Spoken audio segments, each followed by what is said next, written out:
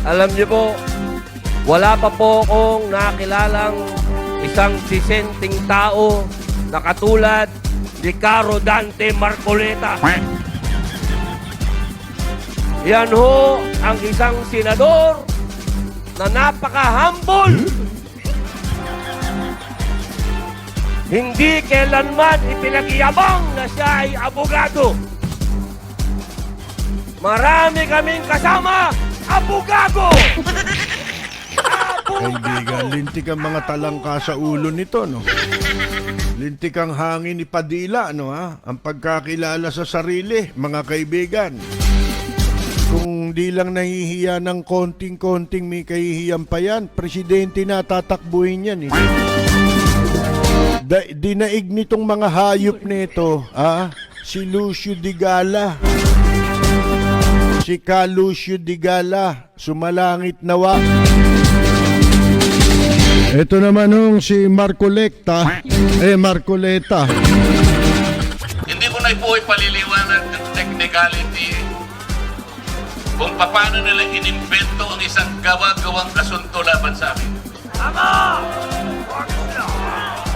Tingnan po ninyo kung sino pa yung nagtatanggol at tumutulong para sa ganon matukoy natin kung sino ang may kagagawan ng pinakamalawak, pinakagarapal na pandarampok sa kabangbayan.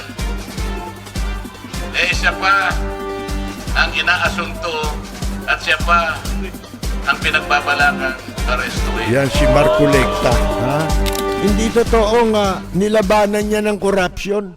Bakit? Sa gobyerno lang ba ang korupsyon? Labag sa batas yun eh. Labag sa batas. Ang sino mang nasa gobyerno, empleyado man o opisyal ng gobyerno, ang tumanggap ng anumang regalo. Kaya ni cash, kaya ni in kind. Balibay, naaamin nila ito. Di ba? Bigay daw ni... Ano ba tawag nyo kay Mike Defensor? Di ba sumindikato yan sa panahon ni Gloria at sa panahon ni Duterte, mga kaibigan? Nelson, alam mo, mga kaibigan ko, nagbigay sa akin talaga. Alam mo, pakiusap lang nila, isa lang. Tanggapin mo ang tulong namin sa'yo. Okay. Congressman ako noon, Kong. Kami po ay naniniwala na karapat dapat kang makarating sa Senado. Tanggapin mo ang halagang to. Marami sila. Isa lang ang kanilang pakiusap sa akin. Ano po yun? Sana wag mo na kaming i-disclose ang identity. Ngayon, kapag ka naglagay ako ng figure sa contribution, mapipilitan akong mag-disclose ng pangalan nila. Alam mo kung bakit? Merong kaakibat na kung tawagin ay deed of acceptance of donation. Paano yun kako? Contribution to eh. Hindi, sabi niya, binigay ko nga sa'yo, contribution, pero utang na loob mo sa akin yan. Kailan kaya mawawala yung utang na loob? Alam nyo, yung pagtanaw ng utang na loob, matagal ko nang sinasabi yan eh. Yang pagtanaw ng utang na loob, isang napakagandang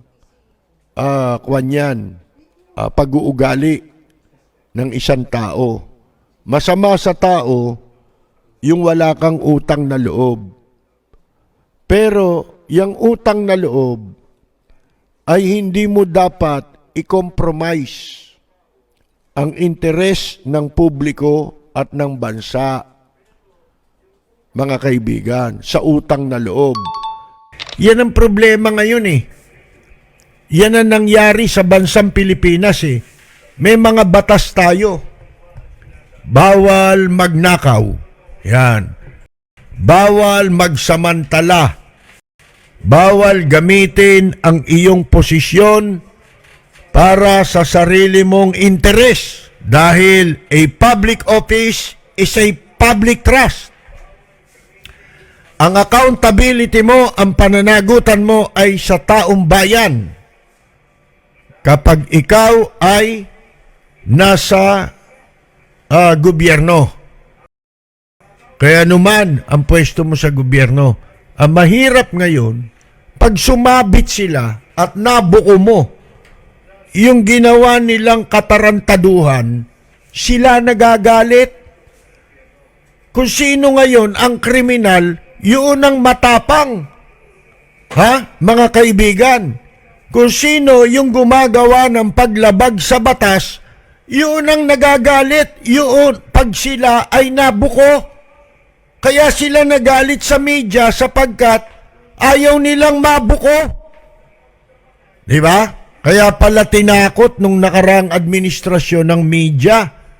Pinatahimik para nang sa ganon, mga kaibigan, wag tutukan yung kanilang mga ginagawa sa gobyerno. Oh, hindi ho ba, mga kaibigan? Alam ninyo, yan ang masakit na katotohanan ngayon. Kung sino yung mga gumagawa ng masama, sila pa may tapang, mga kaibigan. Ha? Puro kayuhin. Puro kayuhin. Puro kayuhin. Ba, hindi lang sila puruhin. Ano pa? Anak ka ng pu. Anak ka ng pu. Anak ka ng pu. Ito po si Percy Lapid. Maraming salamat at magandang yumada! Robin Boysili Padilla.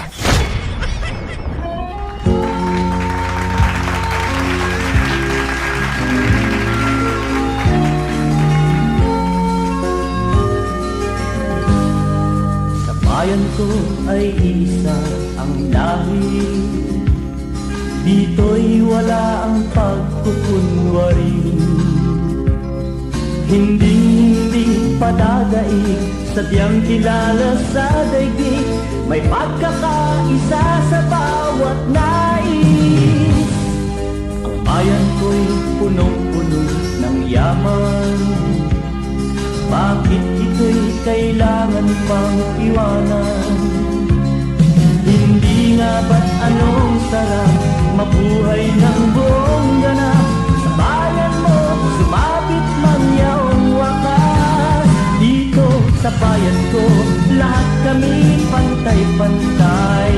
Walang nang aapit ang pag-ibig.